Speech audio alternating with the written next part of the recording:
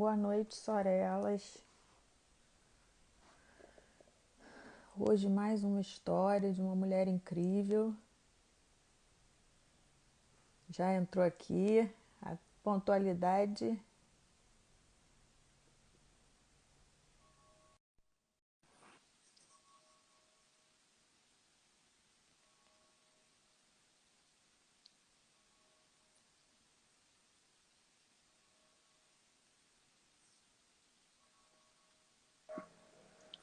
Ei, Oi, tudo tudo, bem?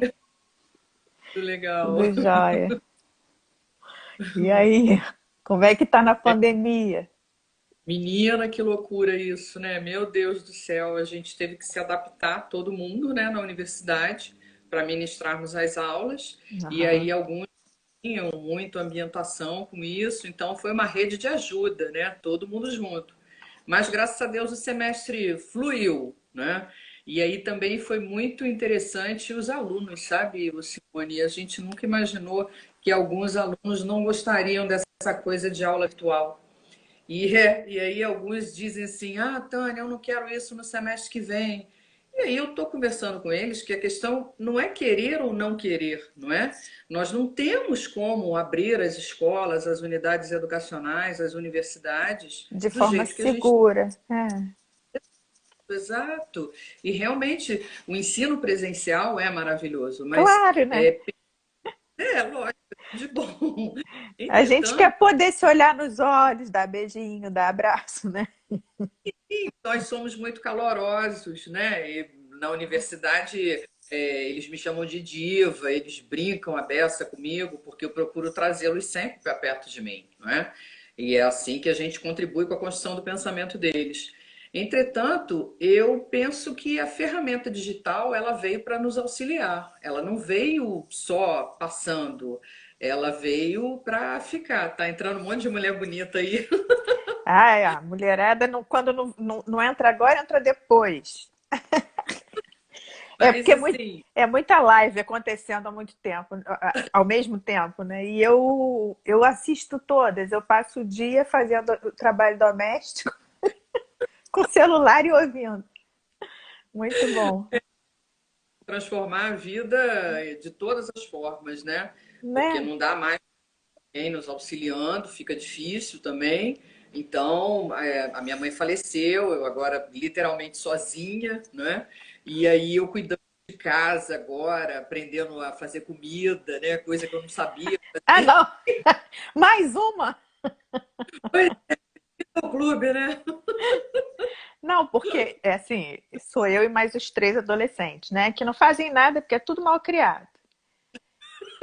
É, foi criado com facilidade demais, porque eu sempre tive que ter ajuda para poder trabalhar o tanto que eu trabalhava, então eles ficaram assim, né, acomodadinhos e não ajudam muito não, tem que ser, né, forçado. Mas eu sempre gostei de cozinha, então assim, enfrentar a cozinha para mim, e eu estou descobrindo que tinha um monte de mulheres que não sabiam fazer nada, e que a pandemia tá assim despertando isso. Exatamente. No muito fazer assim, brigadeiro, uma pizza, um quibe de forno. Ah, já é Agora, alguma coisa. Arroz não? Gente, mais uma do arroz. mas agora faço até naquela panela Panela. inox, olha, uma Hum. delícia. Não, olha só, arroz aqui em casa eu vou ensinar o segredo, é na panela elétrica, naquela arrozeira. Aham. Boto tudo ali e ele fica ótimo. Arroz eu não perco tempo fazendo, não. É, quando ele apita, é porque ele está pronto. É. Vale a pena o Sabrina, investimento. Sabrina entrou? Agora eu vou aproveitar para agradecer as duas, que trocaram os dias para não, sobrar o dia 30 para mim. realmente Obrigada, gente. não, ótimo. A única coisa que eu ainda não consegui fazer é feijão, mas uma amiga também disse que a panela elétrica dá para fazer o feijão sem nenhum problema, porque a panela de pressão para mim é um monstro. É, dá para fazer, só fica mais tempo cozinhando, né? É, É, é. o arroz ele Bom, faz mais rapidinho, mas também é uma opção.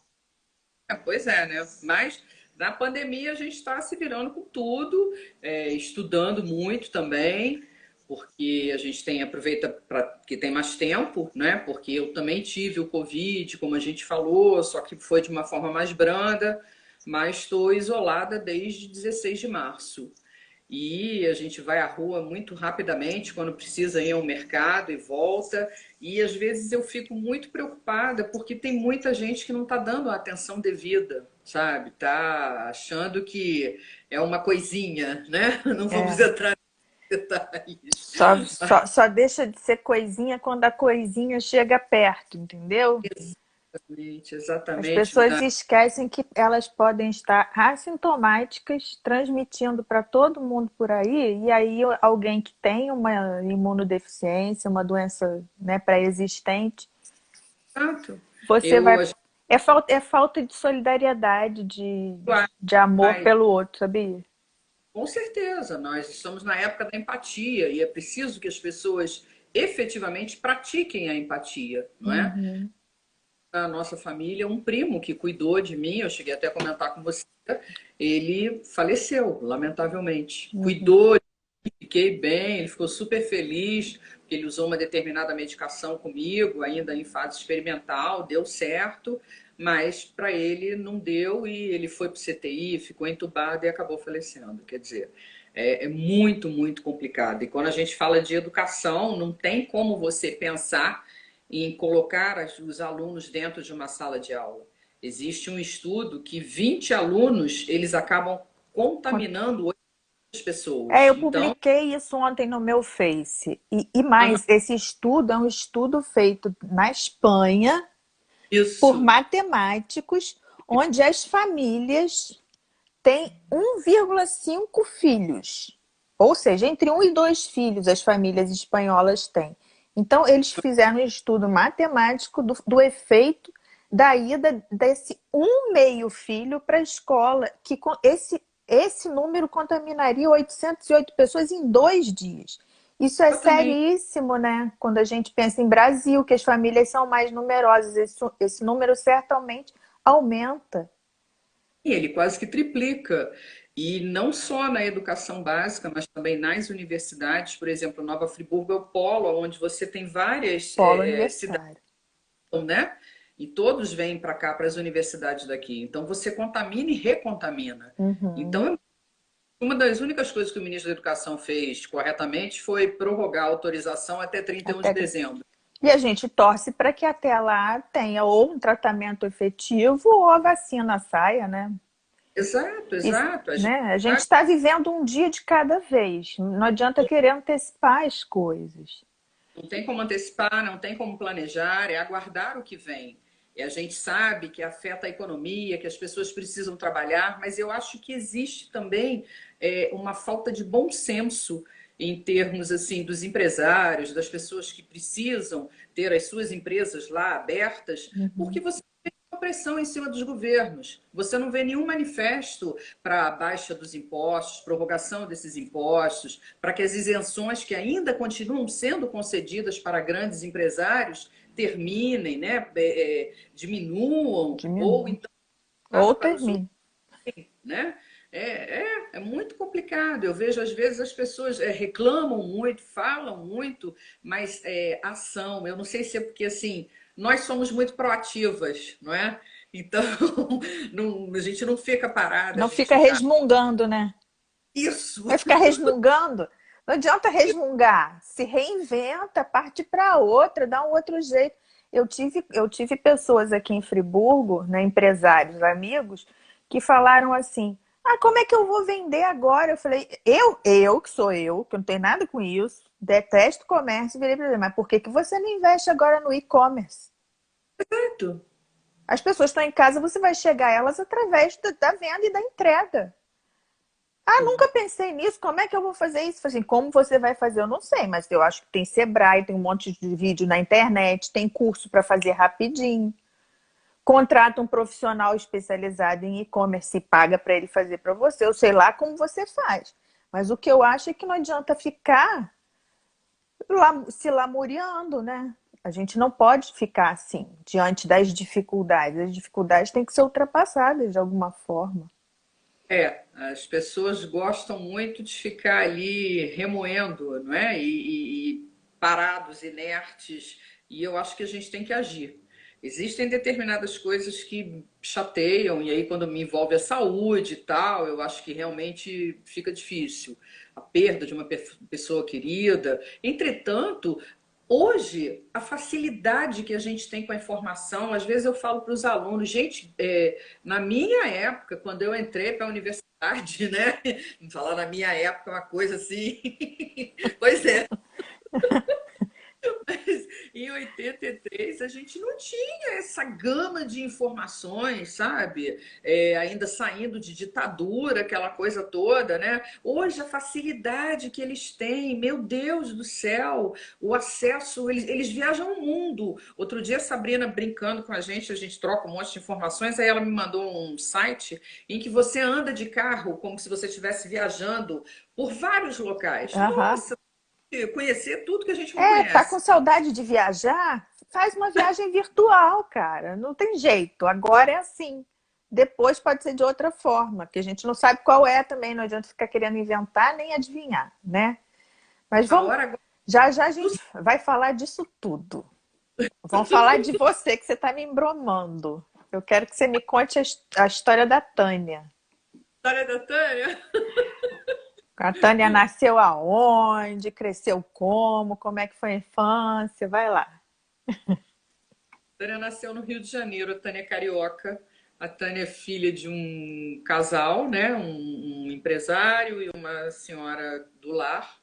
É, duas pessoas assim maravilhosas, eu, graças a Deus, lógico, com todos os defeitos que toda família tem, porque toda família tirou o retrato em preto e branco, é igualzinho. Vê os defeitinhos, põe no preto e branco, é todo mundo igual. Mas os meus pais, eles eram, assim, muito amigos, né? Olha, a Denise Lopes entrou aí também. Amigos meus e de minha irmã. Meu pai achava que por ter duas filhas mulheres, então era em casa e com ele que elas tinham que aprender. E tivemos uma infância muito legal, a gente sempre pôde estudar muito. Meu pai sempre passeou com a gente muito, era companheiro de ir à praia. Eles, depois que a gente nasceu, eu tenho uma diferença de 5 anos entre minha irmã e eu sou a mais nova. Quando a gente era bem pequenininha, era meio chatinho para ela, porque né, ela com 5, 7 anos tinha uma pirralhinha de 2 anos. Mas depois não. Nós somos super amigas, graças a Deus. Nossa, ela é maravilhosa. E aí o que que acontece? Eles faziam sempre assim, depois que nós nascemos, eles deixaram de viajar sozinhos, tudo era conosco, aonde eles iam, nós tínhamos que ir, todas as viagens. E meu pai gostava muito de viajar também, a minha mãe. A minha mãe fez todos os cursos de corte e costura do Gil Brandão, então ela tinha aquela coisa de fazer a roupa minha e da Terezinha igual, olha, era um horror. Não sei se você tem irmã mulher, se você passou por essa fase. Não, não tenho irmã. Eu tive uma fase que eu tinha. Elas até fizeram a live aqui. Eu tive duas primas, porque a minha irmã é 6 anos mais nova que eu.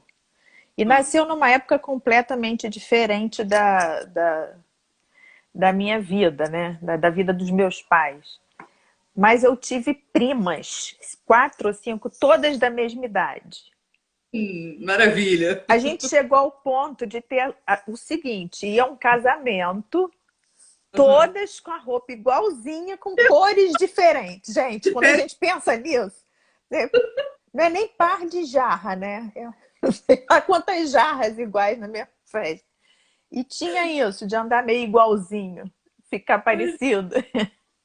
A gente também tinha muito isso. E o meu pai foi um homem que sempre estimulou muito a gente a estudar, sabe? Ele sempre dizia pra gente assim: olha, vocês podem ter tudo, mas a educação, o ensino, não é? O que vocês vão aprender, ninguém tira da cabeça de Uhum. vocês. Ninguém tira. Então, esse vai ser o maior tesouro. Vocês podem ficar em casa o tempo que vocês quiserem, não precisam trabalhar. Eu quero que vocês estudem. Uhum. Mas eu, aos 18 anos, uma menina muito inquieta, não é? A minha irmã já fazendo direito e tal, e eu na academia fazendo dança. Eu fiz dança, acho que dos 7, 8, até os 17, quando eu entrei na Cândido Mendes. E eu andava com as sapatilhas penduradas, tudo quanto é lado. Tinha os filmes do John Travolta, eu tinha uma turma de amigos e eu dançava aquilo tudo. As pessoas faziam roda para a gente ver. Lógico que eu não tinha esse excesso de gostosura lateral que eu tenho hoje, não é? Mas a gente adorava. E eu fazia jazz clássico, moderno, sapateado, fazia isso tudo. Um belo dia, eu sempre fui muito assim curiosa com as coisas, sempre perguntava muito, e a minha mãe dizia que eu vivia à frente do mundo porque eu ficava assim, amanhã é hoje? Aí eu hoje? Não, hoje é hoje, amanhã é amanhã. Mas por quê? E foi passando a minha adolescência e tal. Quando eu ia fazer a inscrição para o vestibular, a minha irmã falou assim: vamos assistir uma aula lá na UF e tal. Aí eu falei: tá, eu vou, né?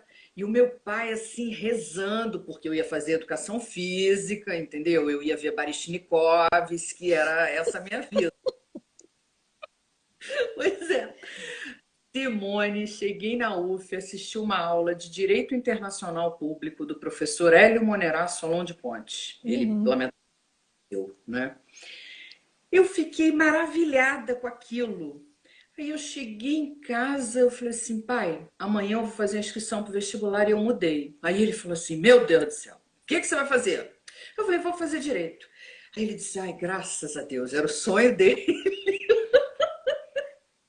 Aí eu fui fazer direito e anos depois, quando eu vim para cá, muito tempo depois, em Cordeiro, quando eu fui, né, procuradora em Cordeiro, eu tive que ir ao escritório de um advogado que defendia a questão das fábricas. Quem era o advogado? Doutor Hélio. Quando eu cheguei no escritório dele, mas eu tremia, eu fiquei assim, sabe? Você tá vendo assim, né? Um Deus para você, né? Aquela pessoa que te incentivou. Aí ele falou assim: o que foi? Você tá sentindo alguma coisa? Eu falei: não, eu estou super emocionada. Aí contei a história para ele. E ele adorava um papo, né? Eu saí de lá com uma pilha de livros, né? Que eu também, ele sabia que eu gostava de ler e tal. E foi assim, muito interessante. Na universidade, eu conheci um amigo, tive muitos amigos e tal, e teve um amigo em especial que nós ficamos muito, muito amigos, mas sempre amigos. E depois a gente se relacionou e a gente quase que casou, mas ele queria que eu parasse de trabalhar. E aí eu desisti de tudo, entendeu? E aí o Rio começou a ficar assim pequeno, porque os amigos todos faziam a gente se encontrar, um monte de coisa. Minha irmã já tinha casado e ela fez o concurso e eles escolheram para cá porque o marido dela é de Cantagalo e Uhum. acabaram se baseando em Friburgo. E aí então eu vim passar uns dias e tal, ver, tinha um amigo que estava querendo uma sócia para advogar, e nisso de vir eu fui ficando, fui ficando, fui ficando, fui ficando. Depois de eu estar aqui uns 2 anos, os meus pais também já com muitas saudades acabaram vindo, e aí uns 4, 5 anos depois meu pai teve a primeira pneumonia. E aí, quando ele teve essa pneumonia, as pessoas que me cercam mais a miúdo sabem que eu sou apaixonada por copos de leite e orquídeas. Aí eu cheguei no prédio, né? A mamãe estava dormindo com ele no hospital. E aí o porteiro falou assim: Tânia, tá aqui, ó. Aí quando eu olho, 11 copos de leite. Eu falei: já sei quem me mandou esses copos de leite. Porque ele dizia que a 12ª flor era eu, que era o par, né? Ele era elegantérrimo, educadíssimo, um amor de pessoa. E aí uma carta linda para a gente voltar aí, pererê, e uma passagem de ida para a Itália. Aí eu falei, olha como a história se repete. Porque na ocasião que a gente pensava em casar, nós iríamos passar a lua de mel na Itália, né? Uhum. Por causa do direito, aquela coisa toda. Conclusão: eu, no meio de um semestre, meu pai com pneumonia, a figura continua com a mesma obsessão, né? Eu vou largar tudo, quando eu retornar, eu vou viver às expensas de quem? Do próprio. As flores eu coloquei numa jarra, a cartinha eu guardei, depois eu acho que eu até já detonei, e a passagem eu mandei de volta para ele. sem dizer nada. E dias depois ele me ligou, você é sempre teimosa. Eu falei, não, a questão não é ser teimosa, a questão é que assim, eu sigo a vida e você não está seguindo, você está continuando no mesmo passo. Nós estudamos juntos, nós tivemos muitas coisas de trabalho juntos, depois é que a gente começou a se relacionar e você continua com a mesma, né, com a mesma ideia. Passou, de vez em quando ele me liga, nós somos amigos e tal, mas assim, não dá. Porque é chato quando você efetivamente parece que conhece uma pessoa, né? E de repente você não conhece, você vai conhecer nos momentos, nas circunstâncias. E aí então eu falei o seguinte: olha, eu vou namorar, entendeu? Eu vou cuidar do meu pai e da minha mãe, e vou namorar, que é a melhor coisa do mundo, eu não vou ter ninguém me perturbando. Eu acho que eu fiquei meio traumatizada com isso, sabe? Casamento, quem sabe um dia lá pelos 70, 80.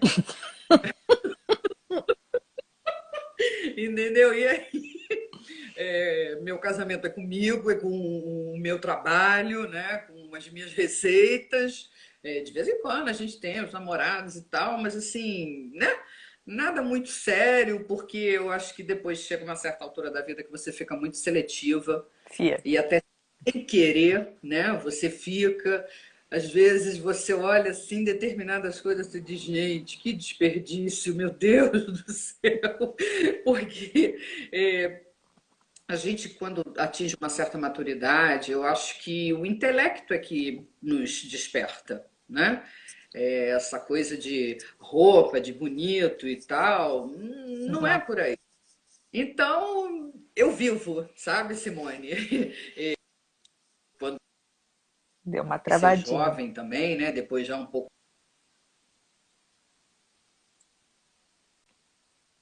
Peraí que deu uma travadinha. Não sei se travou meu uma ou o ligação seu. aqui. Eu conhecia todas as boates do Rio, os meus pais tinham a mania de quando a minha irmã fez 18 anos, ela ganhou um carro, aí a gente às vezes saía, eles iam atrás para ver, aí, chegamos, olha que coincidência, estamos no mesmo lugar. A gente diz que nós fomos criadas na liberdade vigiada, né? Os É. amigos tinham que ir lá em casa para eles conhecerem, mas eu acho que deu certo, Sim, sabe? faz parte, né?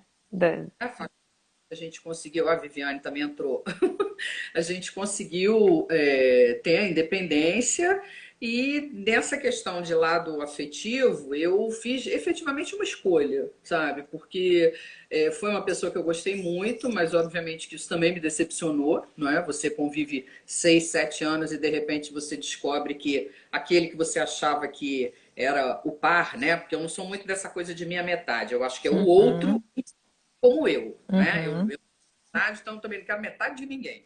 E aí, quando ele vai parar de trabalhar e tal, quer dizer, então, sabe, eu achei isso muito estranho. E de uma certa forma, no mundo em que nós vivemos, ainda muito preconceituoso, principalmente com nós mulheres, mulheres de opinião, mulheres que se colocam, mulheres que não são submissas, elas incomodam, né? Elas incomodam e às vezes elas são mal vistas. Mas como eu também não dependo de ninguém, também não estou nem aí. E depois dos 50, então, minha querida. Eu digo, ó, posso falar palavrão? Posso, né? Eu falo palavrão, não adianta. Eu digo que eu liguei meio foda-se aos 40 e agora aos 50, a partir do dia 16 passado, eu liguei os dois, tudo, tá tudo ligado. Isso aí. Não, e corro o risco de chegar aos 60, 70, começar a falar tudo que eu sinto vontade, igual Dercy Gonçalves, e ainda vão falar assim, tadinha, ela tá ficando senil. Mas não é, não, é o que tá represado.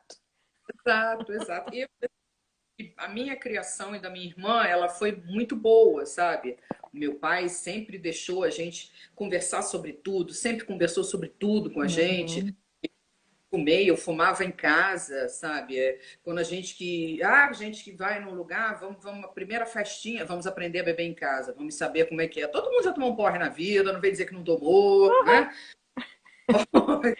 Faz muito bem. Não Na é? hora, então, é ótimo. Pode ser que no dia seguinte dê dor de cabeça. E ele era muito parceiro, assim. A minha mãe era mais repressora, uma mulher também muito legal, genial, mas assim, filha tem aquela paixão pelo pai, né? Porque meu pai ia pra praia e jogava frescobol comigo, para você ter uma ideia, sabe? E às vezes quando a gente queria sair e tal, aí a gente falava com ele, fala com a sua mãe, se ela deixar tá tudo bem. Então era super engraçado. É igual na minha casa. Ela ainda ficava sendo a má, né? Fazia a vez de má. Aham, Mas, coitadas.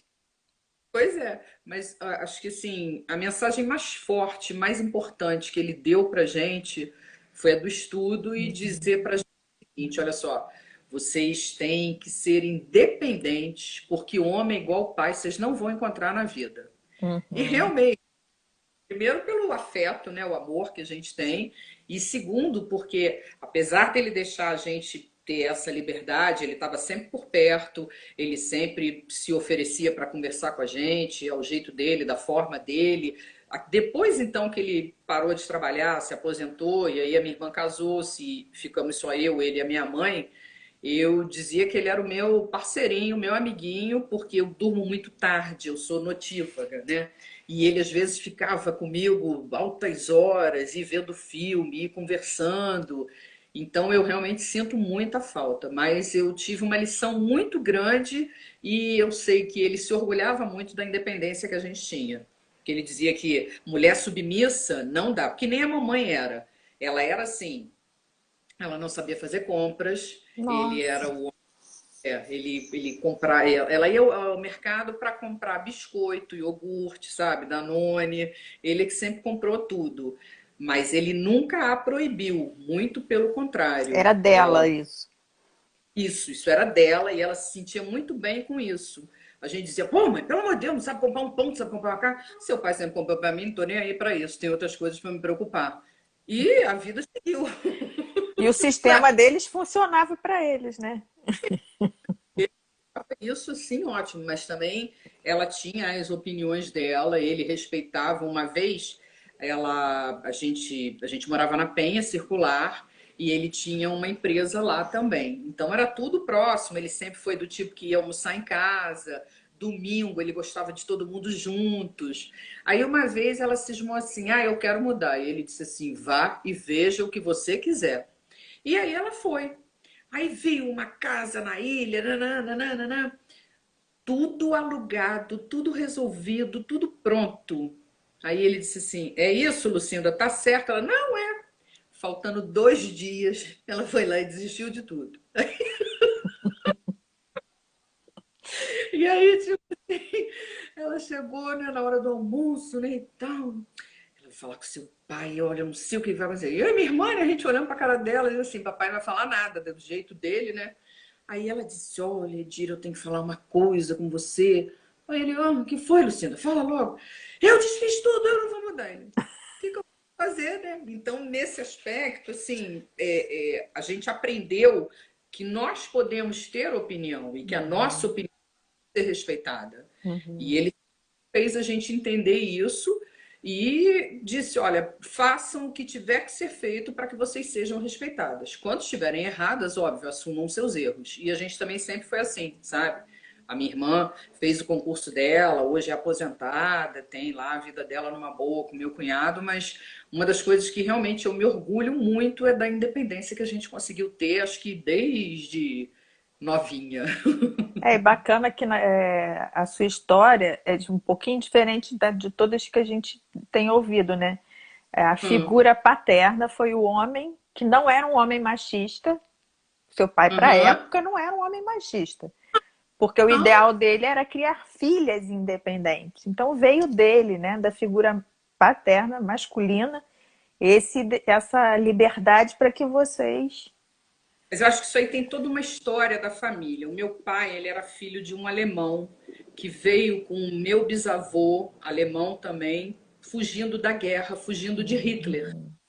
Então, daí meu avô foi para a área da navegação, tem uma rua na Ilha da Conceição com o nome dele, a Rua Mário Trilho e tal. O Lloyd, ele trabalhou anos e anos no Lloyd, aquela coisa toda. Meu avô fazia reuniões políticas, era contra o governo. Então, eu acho que essa coisa assim de ser meio liberdade, né? amar as liberdades, isso já é uma coisa que vem de família, sabe? E o meu pai sempre dizia que as mulheres eram muito oprimidas para o tempo em que elas viviam. Ele via pelas mulheres da própria família, não é? As minhas Uhum. tias não tinham os maridos que ofereciam um tratamento como meu pai oferecia à minha mãe. A minha mãe começou a dirigir, aí ele deu uma Brasília para ela, zerada, linda, linda, linda. A minha mãe empurrou o carro todo, à frente e atrás. E ela assim, ela chegava e dizia: ai, eu bati com. Machucou? Aí ela: não, então tá bom, a gente conserta. Calma. E aí, ele às vezes só perturbava ela, queria que ela corresse. Aí um dia os dois indo para Saquarema, ele largou, pega este carro e dirige, entendeu? Eles tinham essas coisas assim, e ele ria muito, ele era muito bem-humorado, ele, perto ainda de falecer, para dormir, ele usava o catéter com oxigênio, tinha um fio que andava pela casa toda, né? E ele brincando com ela às vezes, quando queria brincar ou ralhar com alguma coisa, ele fazia careta por trás dela, ele era um moleque, bem-humorado, mas era uma pessoa também muito firme, sabe? Na questão da educação, na questão do trabalho, na questão da correção. Só que ele não permitia que nós fôssemos submissas. Ele dizia: ah, Lucinda que manda, Lucinda que resolve. E esse acho que foi um grande exemplo que deu para gente. Ainda mais agora, nós vivemos tempos altamente sombrios, não é? É um absurdo. As mulheres, coitadas, o que tem tido de violência doméstica, Doméstica. É sabe? inexplicável a gente estar É, no momento de mundo que a gente está, depois de tanta luta, a gente ainda verificar, né, que isso acontece. Eu digo sempre assim, e tem coisas que em pleno século XXI tinha que ser inadmissível, sabe assim, aquela coisa que já foi extinta. Não é o bichinho que tem que ser extinto, não. É o ser humano que tem que extinguir determinadas coisas de dentro dele. E aí a gente vê aumentar. Justo no momento que as pessoas tinham que estar mais solidárias, mais carinhosas, mais cuidadosas, aumenta a violência. Seja contra idoso, contra criança, contra mulher, um que, dia eu estava né? numa reunião pela internet e tal, e as pessoas, algumas pessoas sem um pouco de sensibilidade, sabe? Eu acho que a gente está vivendo um momento muito complicado, muito complicado. É, outro dia, uma amiga até falou para mim assim: eu não sei como é que você está em pé, cara. Você teve o ano passado que foi um turbilhão na tua vida, janeiro você perde a tua mãe, depois você tem o corona, o primo que te cuidou você perde, essa confusão toda. Mas é justamente assim: lógico, tem dias que eu tô puxando os Uhum, cabelos, né? uhum, Choro, não quero conversar com ninguém.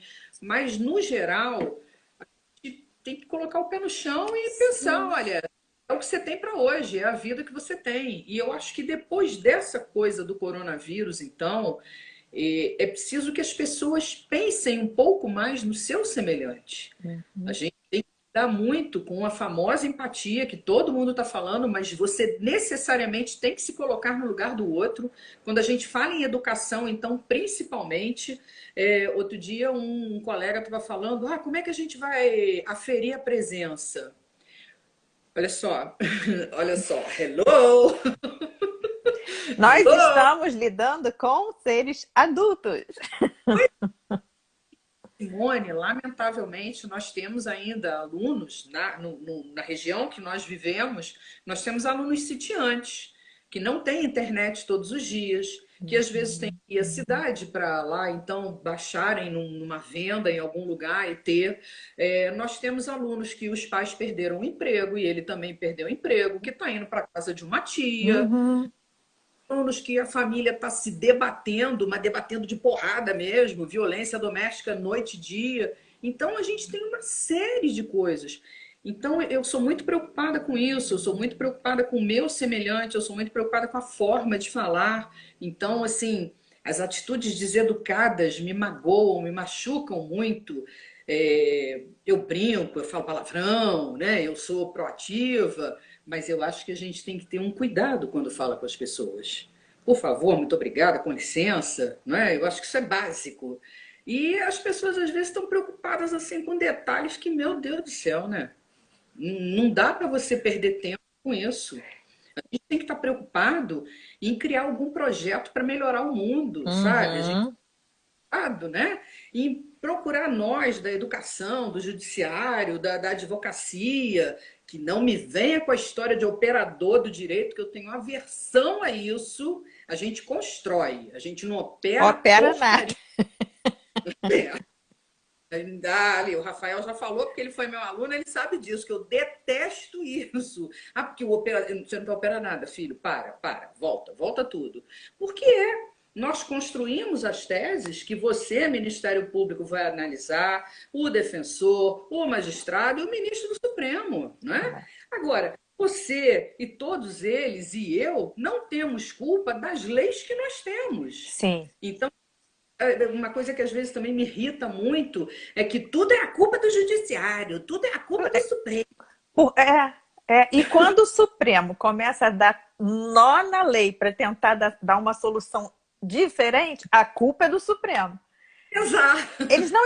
Eles não entendem, não sei se você gosta do termo, que nós somos meros aplicadores da lei. A lei quem faz é o legislativo. Quando as pessoas começam a reclamar comigo assim, mas por que não prende? Por que a pena não é de 200 anos? Eu falei assim, querido, porque a lei não permite isso. Você quer mudar o mundo? Se candidata a deputado federal, senador, e vai mudar a lei. Vai me dar um prazer enorme ter uma lei mais rígida para eu aplicar.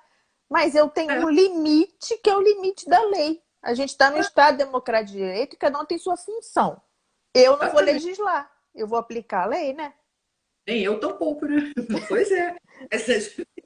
A gente pode, às vezes, usar a inteligência para tornar a lei um pouquinho mais justa, para adaptar para uma determinada situação. Agora, naquilo que está expresso, está expresso. Eu não posso ficar inventando, não, né? Ninguém pode. Não.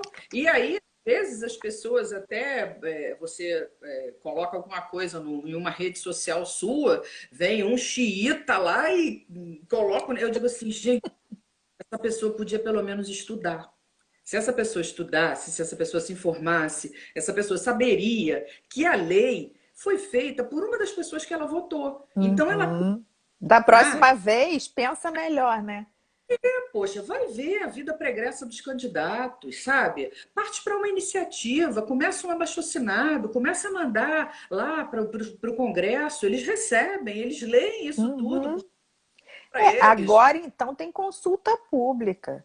Primeiro, é melhor você saber quem está apoiando o candidato. Você saber que tipo de interesse ele vai para lá, né? Claro. Enxertar nas leis. Segundo, consulta pública, fica ligado. Os bons legisladores estão consultando a gente. Os bons, né? Tem uns que vão fazer o que eles querem de acordo com quem financiou a campanha. Mas a gente tem que começar a participar de uma outra forma, né? E deixar de ser ignorante. Eu falo o seguinte, o grande mal do brasileiro reside na ignorância. E isso vem de uma educação que não é uma educação libertadora e questionadora desde lá de baixo. Aí eu queria que você me falasse em que momento da sua vida você despertou para educação. Virou a Tânia professora. Como é que isso aconteceu? Foi logo depois de formada ou veio com o tempo? Isso veio depois com o tempo. Eu já tinha assim ido dado aula em alguns cursinhos que alguns professores me chamaram e tal, mas não era uma coisa efetiva.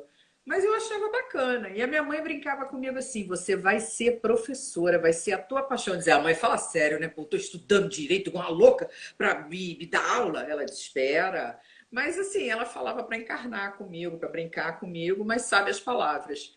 Quando eu cheguei aqui em Friburgo, eu comecei a trabalhar em Cordeiro. Eu tinha um escritório em Cordeiro e depois eu ia e voltava todos os dias. E aí depois eu conheci o sobrinho do prefeito Silvio da Flon, que era o vice na ocasião. Eu conheci o Paulo Sérgio.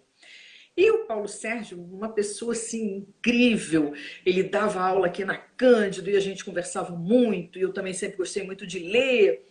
E aí eu falei de algumas aulas disso, daquilo. Um belo dia ele diz assim: faz a adoção do meu filho? Eu falei: faço, né? Aí tá, fiz a adoção, aí ele disse assim, mas ó, vai ter que ser em tempo recorde. Aí eu falei: ai Jesus, lá vou eu brigar com o promotor, com todo mundo, né? Aquela coisa toda que você já sabe. Não, Tânia, eu vou para Harvard. Eu falei: hã? Aí ele disse: é. Aí eu falei: ué, o que você vai fazer em Harvard? Ele: não, eu passei numa bolsa de estudo e tal, e vou para lá. Advogado também, igual a gente, né? Você também é uma advogada, não deixa de ser. Aí o que que aconteceu? Eu fiz a adoção e tal. Um belo dia ele disse assim: vamos na Cândido comigo? Eu falei: vamos. Cheguei na Cândido, ele disse assim: olha, ela é que vai me substituir. Eu fiquei roxa. Eu falei: aí o pessoal, não sei o que, professor, ainda professor Elmo Benvenu. Aí ele disse: ah, que bacana, não sei o que. Eu falei: gente, que isso, meu Deus do céu. Eu falei: você tá louco?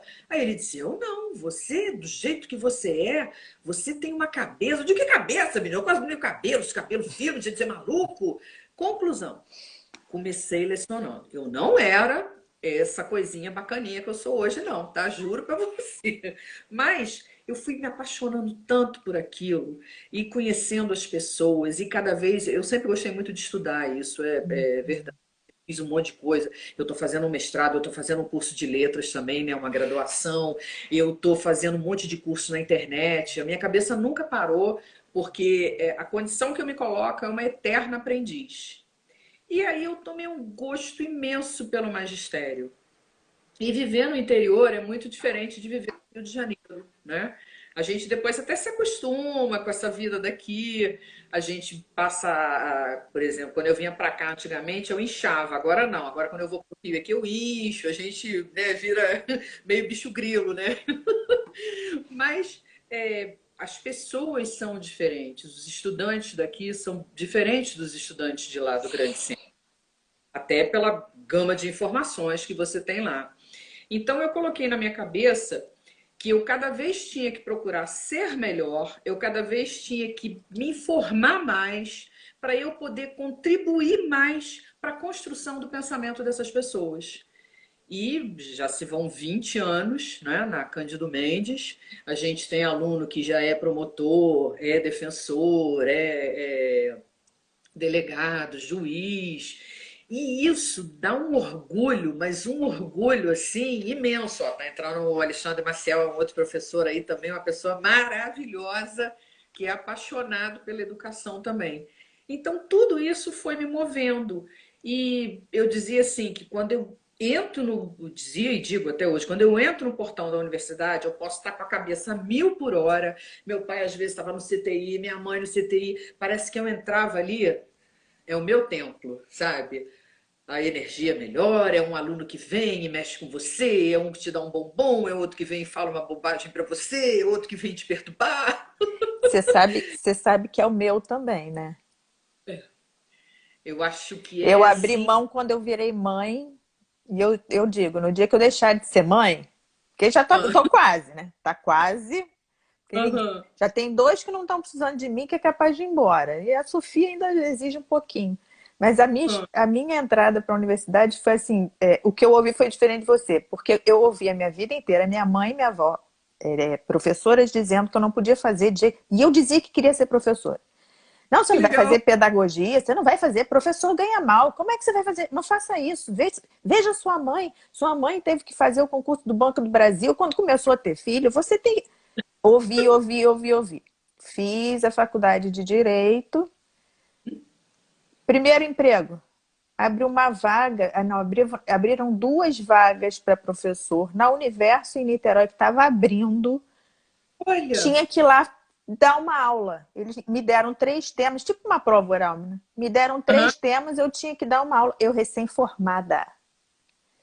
Eu fui lá, dei. No dia seguinte me ligaram, você está contratada. Aí eu falei, eu tinha 23 anos, tinha completado 24, que eu me formei com 23. E aí, o que eu ouço da minha mãe? Eu não cansei de te dizer que você não era para você ser professora. Você fez a faculdade de Direito para virar professora. Eu falei assim, não, Eu posso fazer outras coisas também. E eu advoguei, e graças a Deus, eu fui professora durante 6, quase 7 anos, e foi o que me manteve quando eu decidi que eu tinha que estudar. É Porque aí não concurso. dava para ficar em escritório ralando, não sei.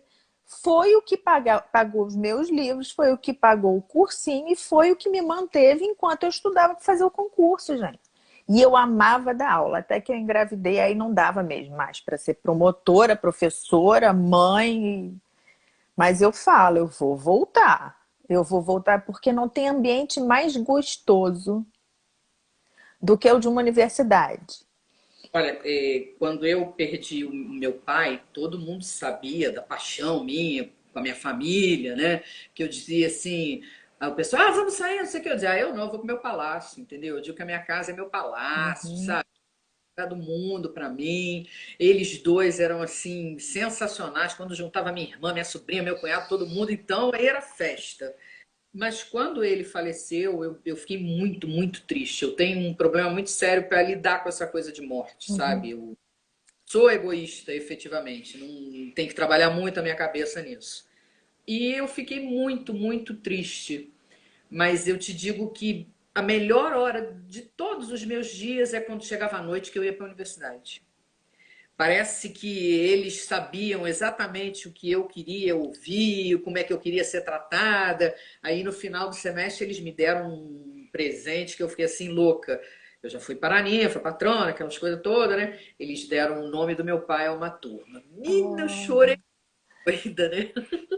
Mas é uma troca, sabe? Acho que é a troca mais bacana, é o verdadeiro salário que você ganha é conhecer essa gente, essa moçada incrível, cada um com um problema. E eu sempre tive esse meu jeito de agregar as pessoas, de conversar com as pessoas. Então, às vezes, as pessoas acabam te fazendo um pouco de psicólogo também, né? Pedem a sua ajuda. E às vezes nas formaturas é muito gratificante quando você vê um pai, uma mãe querendo te conhecer e te agradecer por você ter efetivamente transformado aquele indivíduo. Então, é sensacional. Eu digo que se eu pudesse, eu estava sempre dentro da sala de aula, sempre dentro da universidade, embora às vezes eu acho que a universidade tinha que mudar um pouco a sua visão, a educação em A si, o sistema educação toda, né? O sistema todo. tinha que se modificar, não podia ser essa coisa conservadora e antiquada que é, né? Eu acho que a gente tem que trabalhar com as metodologias ativas. Eu e a Sabrina, a gente trabalha muito sobre isso, fala muito, temos até um projeto sobre isso, porque você tem que chegar e fazer com que eles construam junto com Trunca. você. Uhum. O professor não tem que ser o centro, né? O centro são eles e todos nós juntos vamos construir, vamos ver numa situação, numa circunstância. Às vezes alunos dizem assim: sua prova, nossa, não dá para entender. Cara, eu tô te dando a vida prática, sabe? Eu Isso. tô te dando um caso. Eu tô te diz... Você eu tô te mandando resolver um problema, porque é isso que você vai resolver a vida inteira profissional. Vão te dar um é problema e você vai ter que dar a resposta para o problema. Se fosse essa só teoria, era fácil, né? Aliás, existe uma distância muito grande entre a teoria do direito e o direito na prática. E como? E como? Às vezes eles se formam e dizem assim, eles ligam pra gente, né? Vou casar, vou ter um filho, vai ter um batizado, não sei o quê. Ou então assim, Tânia, eu fiz uma audiência hoje, que eu lembrei de você. Você estava com a roupa assim, assim, disse isso, assim, assim, eu usei isso. Quer dizer, isso é super É. gostoso, sabe? A troca maior que a gente tem é você ver, poxa, está fazendo a diferença em alguma coisa nesse país, né? Que seja pequenininho, Não, cada mas um, né? Cada um que você então forma, participa da formação do ser, é uma contribuição, né? Eu sempre digo que existem várias formas da gente se eternizar.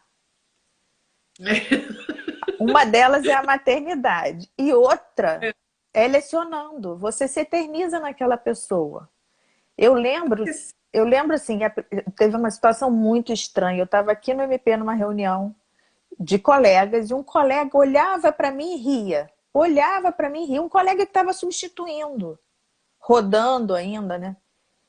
Eu falei, gente, o que que ele tanto ri pra mim? Eu não conheço essa pessoa. Se eu lembro dele, deve ter sido de corredor lá na procuradoria.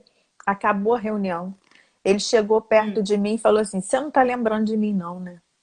Aí eu falei assim: hum. Não. Assim, você é meu colega. Ele falou assim: Não, você foi minha professora. Eu falei: Jura que eu já tenho aluno colega? Ai, meu Deus. Aí ele riu. Eu falei assim: Bom, eu não estava entendendo por que que você ria tanto e me cumprimentava, mas eu, ok, né? Eu já tenho um aluno colega, fico muito orgulhosa e muito feliz. O melhor orgulho que a gente pode ter. Assim, a maternidade não foi uma coisa que me fascinou, não, sabe? Passou, a vida foi passando e eu nunca pensei assim, em ser mãe e tal.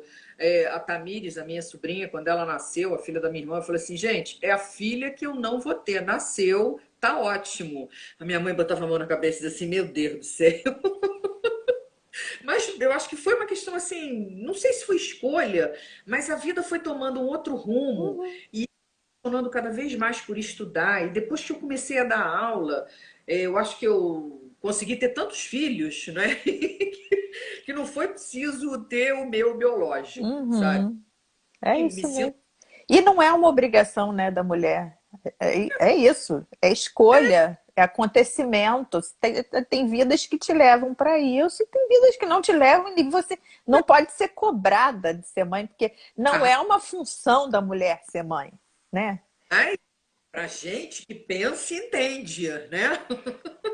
Mas tem muita gente que até, nossa, não teve filho, hein? Como se fosse assim. Eu digo, olha só, eu tô tão bem, sabe? É uma coisa que não era para mim e tá tudo bem. Mas às vezes a sociedade te cobra Cobra, muito. né? Cobra coisas que não poderia cobrar. Me fala da sua pós. Você está fazendo a pós que eu queria fazer. Mestrado, Mestrado, novo direito tá aí. mestrado de mediação e resolução de conflitos. E aí Hum, eu tô estudando muito, muito, e sempre que eu tenho essas coisas de estudo, eu e essa a gente conversa muito. Ela tornou-se uma grande amiga minha, é uma amiga irmã mesmo. Eu a conheci aqui, gosto muito dela, e a gente tem uma sintonia para a área da educação, que é uma coisa de louco. Ela estava em Portugal, a gente começou a escrever um artigo, eu escrevia 2 folhas, ela mais 2, e as coisas iam se completando. encaixado. Isso para a Espanha e deu tudo certo. Aí eu digo que ela é mestre ao quadrado, porque ela acabou o segundo mestrado dela agora É, na. inqui- Né? Aí eu estudante inquieta. Essa não para de jeito nenhum. e o mestrado dela, quando eu era secretária de educação, ela precisou de uma série de dados por causa da catástrofe, né? O mestrado dela envolve também sobre isso. E aí eu consegui um monte de coisa para ela, fiz o levantamento de um monte de coisa, mas eu digo que é uma ajuda pequena, porque eu acho que a gente ajudar os outros, a gente consegue chegar mais perto de quem está lá em cima, sabe? Então, acho que e é ajudar sem querer nada em troca. E é uma coisa que me faz muito feliz quando eu consigo ajudar alguém, quando eu vejo que aquilo ali contribuiu um bocadinho para aquela pessoa ter êxito, eu me satisfaço com isso. E as pessoas dizem, ah, você ajuda todo mundo. Eu digo, gente, olha só, podendo ajudar, por que que eu vou atrapalhar ou eu vou ficar Uhum, quieta? Né? uhum. Espero que façam isso comigo também, né? Mas às vezes não fazem, não. Enfim, cada um tem lá o seu juízo. Aí eu comecei a fazer esse mestrado. Aí ela, esses dias, a gente estava conversando, ela falou assim: tem um tema, a mediação intercultural. Aí eu fiquei pensando, menina, passei uma madrugada, 4 da manhã, estudando sobre aquilo, já comecei a escrever, já mandei para ela, ela riu pra caramba, porque é tudo o que eu quero. Na verdade, você vai lidar com todas essas culturas, todas essas diferenças, e eu entendo e penso sempre que as diferenças é que constroem. Aham. Aula, quando eu começo lá, porque às vezes eu dou aula no primeiro período, para eles conhecerem a coordenadora e tal, né? E já terem intimidade comigo, que chegam meio assim, do segundo período em diante já vira farra, né? Mas eu sempre procuro estar junto deles, até para tirar, quebrar isso. E a primeira coisa que eu costumo dizer em sala de aula é o seguinte: olha só, quando nós entramos aqui, nós temos uma coisa que a gente tem que mudar dentro da gente. Aí eles ficam olhando, eu digo assim: preconceito. Uhum. Preconceito não pode existir para o profissional do direito. Não, Você exatamente. pode ter, né? Você pode ter as suas preferências. Você pode, de repente, não gostar de determinado tipo de orientação sexual que o seu colega tenha, mas você tem que respeitar, conviver, entendeu? E defendê-lo sem nenhum tipo de preferência ou de exceção, nada disso. Aí eles ficam E é assim, isso que é o sabe? direito, né? Mas é. Não é, Aí quando não chega é isso que é gente, nosso primeiro mandamento? Nós somos todos iguais perante a lei. Então vamos começar a exercitar, né? deve Respeito, ser. igualdade, liberdade. E aí eles vão, né, crescendo dentro do direito, aí chegam para mim e dizem assim, Tânia, aquela sua primeira fala, eu acho que no dia eu não prestei tanto atenção, mas aquilo foi de grande importância para mim. Aí eu digo, vai, Uhum. foi uma aula do purgatório.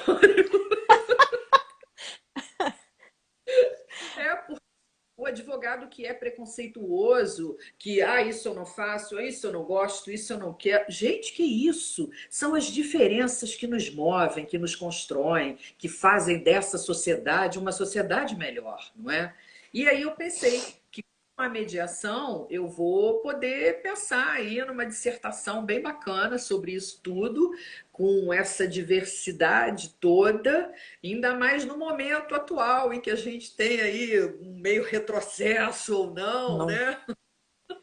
não. Eu Eu fico acho que a meio. gente está no purgatório, está purgando tudo de ruim, não é possível. Tem hora que eu paro e penso assim, né? De onde está brotando tudo que já devia ter sido enterrado? Na verdade, é É, porque estava tudo debaixo do tapete, né? eu acho que sim, né? Não E estava agora a enterrado. gente tem que limpar, para limpar tem que levantar o tapete, mexer na poeira, porque, enfim, só não pode fazer isso de forma agressiva, né? Porque não adianta a gente discutir diversidade, diferenças, né? Brigando. Brigando não constrói nada, né? Lamentavelmente, eu acho que muitas pessoas, talvez pela ignorância do desconhecimento, né, efetivamente, preferem para sair para o ataque verbal, às vezes até físico. E às vezes eu fico olhando e digo, gente, para que isso, sabe? Ou então querer convencer o outro. Eu não quero convencer ninguém, ninguém. Eu tenho uma ex-aluna que o posicionamento político dela é completamente contrário ao meu. Ela fez uma monografia enaltecendo a questão do armamento civil e que eu sou completamente contra, né? Mas a gente não vai enveredar por isso aqui, porque eu acho que na verdade você está querendo armar uma população para brigar com a própria polícia e a polícia não está enxergando isso, está achando maravilha, enfim. E, no entanto, quando nós fomos até, a primeira vez que nós fomos no STF, ela me deu uma volta, foi num determinado gabinete de um deputado, sabe? Aí depois eu vi pela foto e falei, meu Deus do céu, criatura! Ah, professora, eu não podia deixar de fazer isso. É o ídolo da menina. E a monografia dela, ela levou um 10 com louvor pela defesa, pelo trabalho dela, e é completamente diferente de tudo que a gente pensa. Mas ela construiu com base, com solidez, Uhum, entendeu? uhum. Com uma educação, uma forma séria de falar e embasada, né, com o que ela acredita. E eu acho que é isso que constrói. E as pessoas, tipo assim, eu não sei, uns diziam até na universidade, eu não sei como é que você lida bem com fulano. Eu digo, gente, respeite as diferenças. A Eu gente tem acho que. menos de um minuto. Você quer que eu reabra? Não sei, você que sabe, você está gostando? Tô, vamos embora, vamos falar dessas coisas. Vou fechar e vou abrir de novo, Tá tá? legal.